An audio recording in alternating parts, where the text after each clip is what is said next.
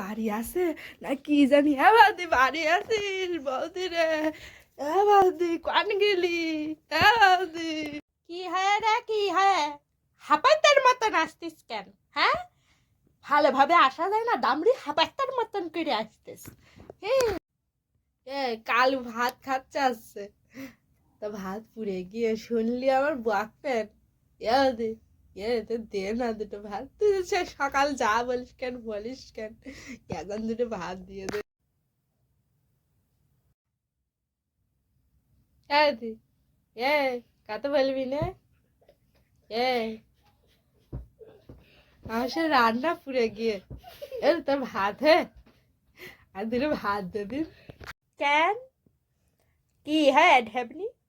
প্রতিদিন তোর ভাত পুড়ে গিয়ে, ডাল পুড়ে গিয়ে প্রতিদিন পুড়ে যায় কি করে?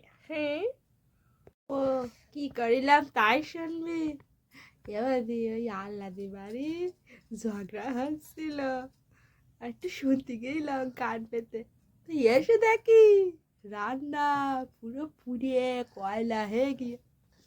তোর একদিন আমি মূলো ভাজা আর পান্তা খাওয়ার, আজকে তুই দুটো দিয়ে দে, আমি তোর একদিন খাওয়ার। পুড়ে গিয়ে ভালো হয়ে তা আমি কি করবো?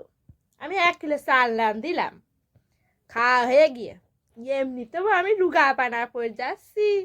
ডাক্তার আমার খাতি বলে খাওয়া মোট হচ্ছে না, ওই 1 কিলো চালের ভাত খেয়েছি, ওতে কি আর হয়? আর দুটো হলেই ভালো হতো। তা তোর আমি কান্তা দেবো?